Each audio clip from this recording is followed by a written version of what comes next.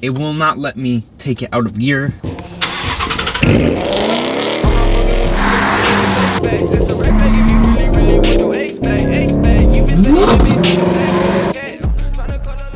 How's it going, everyone? Welcome back to the channel. In today's video, we're going to be talking about key fobs. Now, I know, stay with me for a second. So my latest viral video was me showing you guys driving my Mustang without my key. I set the key on the side and I drove the car, and basically the car could not say anything about me stopping it. I'll play the video, key right here. After the initial warning it gave me when I started driving, I haven't got another warning. And there we have it. I've driven a mile. I'm starting the car. I do not have the key in the car. The key is still sitting there, and I just pulled the car into the garage. If you turn it off and you start driving without the key in the car, you turn it off, it'll say restart now or have the key. So you can just press the on button and just restart the car and start driving again. So that is the short that recently blew up, has over 1.5 million views. A lot of people were confused, thought they knew what was going on, or hating on the fact that key fobs are basically easier to steal. Now, I'm going to debunk a couple of those things and also help clear the confusion a little bit, because doing it all in 1 minute just isn't enough time. So let's just get right into what this video is going to be about, right? So I'm going to use the F-150 for this demonstration. I would assume they teach you how to use this, or at least some tips and tricks about it at the dealership, but I guess a lot of people never got that memo, or at least no one ever bothered to learn about it. And some of these things might even be things that a salesman might not know. So in the video I showed my Mustang, we're going to use this truck for a specific purpose. So first things first, driving without the key. Can you drive without the key? Yes and no, depends on the vehicle. Like I said, let's start the truck up and put the key to the side. As soon as I close my door, it's going to tell me that there's no key detected. So in a car or truck like the F-150, if you try to take it out of gear, have the foot on the brake, you guys can see that the P is moving, but it will not let me take it out of gear because it has simply locked the shifter. The shifter is locked. No matter what I do, I cannot press it in all the way and take it out of park. This isn't the case for every car. Like the Lexus, like the Mustang, you can just step on the brake, step on the clutch in the Mustang, put it in gear. In the Lexus, you can step on the brake and throw it into drive and drive away. But think about it this way. Even if you have a physical key, if you start your car and leave the key in your car, a person can just take your car. If you leave your started car unattended, it is your fault for it being stolen. Some cars like this have a preventative measure. A lot of cars don't have that preventative measure, and you can just drive it away. It's never going to turn off. No car, for any reason other than a mechanical or electronical failure, is going to stop moving while it's driving. If the car is in drive and the key is not detected, the car is not going to do anything about it until you turn the car off. Once you turn the car off, you cannot turn it back on. In the video, I showed the Mustang actually restarted without the key. I think that's because it's a manual. It being a manual, you can stall a manual car, so it will let you restart the car in case you do stall the manual car. It kind of makes sense, because let's say you forgot your key for some reason, you end up like a block away, or you end up like half a block away, and then out of panic you end up stalling your car. It happens sometimes, like not all the time. You know, most people who daily manual rarely stall, but it happens every once in a while, especially if you're in a little bit of a panic, like, oh shoot, I forgot my key. So if you do end up stalling, you gotta walk all the way back, go get your key, and then get back in your car. Again, for the people who are saying that's just like a theft thing, for one, a lot of people did say a manual kind of is a theft preventative thing, which is true. Your manual car is not really highly prone to getting stolen, especially in a country like America. Again, even if you have a physical key or if you have a push to start car, it's your fault if you left your car on unattended. Because why would you do that? Especially if you know you're in an area that it could be stolen. Your car is on. It's the same concept. You're still leaving the car unattended with it on. It's still your fault.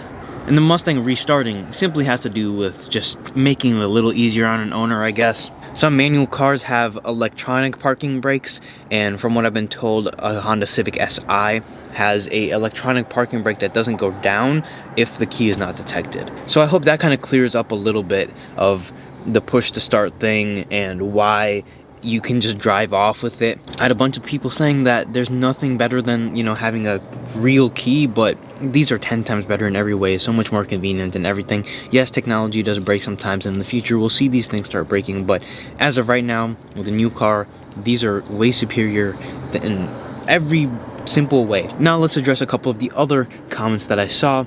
So one of them was, this is like it's like a dummy proof thing. It lets you drive it because people forget to change the key fob battery. That's not true. So what the comment was saying, that you can start the car and then while you're driving the key fob is gonna die. If that happens, the key fob most likely is gonna communicate to the car and tell it like, yo, I'm dying, and if there's no signal, it kind of knows that the key fob is gonna die. It's not gonna turn the car off.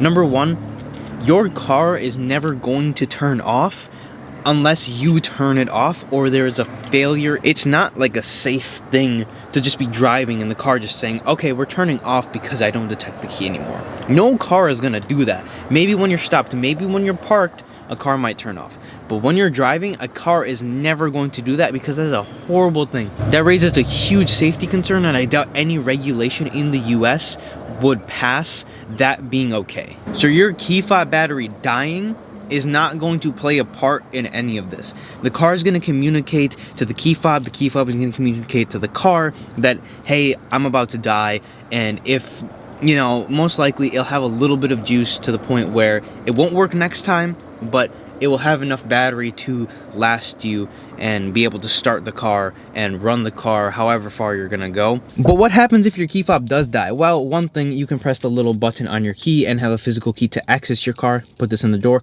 unlock it. There's no place to stick this in most cars into the car. You know, there's no port here that I can press and put the key in and turn it or anything. There is one thing that every push to start car does have, and let me show you that. Just to demonstrate and show you guys proof, I'm gonna take the battery out of the key. Okay, so I've been trying to get this key fob battery out for like the last 2 minutes and I just give up.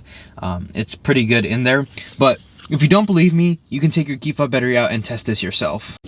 A car like a Mustang has a specific slot, but also this will work for any car. So if your key fob battery is dead, what you're gonna do is get into your car, and there's a sensor on the back of the key and there's a sensor on the button itself. If you put the key next to the button and on top of it and start it like that, it will turn your car on even if your key isn't in the battery, even if your key is completely dead. So that's how you start your car without having to have a battery in your key. I've heard people like to take the battery out of their key fobs and prevent it from being stolen, because you can extend the range and make the car think the key is in it and start it. And it is a little easier to hack into these cars and drive away with them, depending on the model and the make. I mean, it also, the other older cars aren't that much harder to steal. You just get into the cars and you can find a way to get them started. How far can you drive? Well, you can drive as far as you want until the car runs out of gas or you turn it off. So basically, if someone does take your car, they can drive as far as they want until they turn it off. But if someone steals your car that has a key that goes into the ignition, they can just drive as far as they want, turn the car off because they'll have the key because you left it in there. For the people saying that their key is better, it's not. This is so much easier than taking your key out of your pocket, either unlocking your car with a fob that you have, because either way, if you have a fob, it can still be hacked, but taking it out, sticking the key in your car, turning the key, opening the door, then sticking your key, and then turning the car on. But with these, you just get in the car. Your physical key isn't superior to these. You might like it more, and that's cool, but it isn't better than this. This technology was made for a reason, and there's a reason why all the newer cars are going with these instead of the alternative. So I hope that clears up some of the confusion that people had. I had some people telling me my video was fake, which it was not. I have no reason to make it fake. I had a couple people saying like the reason why, but they were all incorrect. And for the most part, the general consensus was that people were confused by my video. They were confused as to why the car would drive without the key. They were confused as to why the car would turn on without the key. And the reason why I think it is because it's manual, and they want you to be able to drive home in case you do stall like a block away. Because if someone does steal your car and they know how to drive manual, most of the time they won't end up stalling. I think that's the reason why Ford did that. I would need to look into it a little bit more about why the restart function is. I don't have my Mustang right now, For the people who don't know, I had some transmission issues and the car's in the shop. Otherwise, I'd go look in the owner manual and see why it has the restart function. Update on the Mustang. If you guys don't know what happened, you guys can go check my video out from a couple days ago or a couple weeks ago. At this point, the car's been in the shop for almost 2 weeks. But I don't have any update on the Mustang. I don't have any update on the Bronco. There's nothing really new yet. So we're kind of just waiting for some of the cars to come and the cars to come back into my possession as well. So hopefully in the next couple days here, I'll have an update on the Mustang for you guys. You guys will not be seeing an update video on the Mustang or the Bronco or even the Corvette until I have updates. The Mustang should be coming soon. I should have something.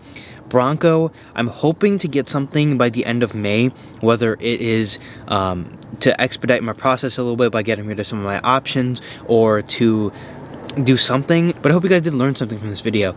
I'm surprised that not everyone knows all the tips and tricks about their car. I guess a lot of dealership salespeople don't even know everything that goes into the push button, what happens when the battery dies, why can you drive it without having the key in the car, and all those things. Because 1.4 million people, 1.5 million views on that video of me driving off with the Mustang and just being like, you can just drive it as far as you want. I hope this cleared a little bit of the confusion. I hope you did enjoy the video. If you did, do me a huge favor, go down and subscribe, leave a like on this video, and I will see you guys in the next video.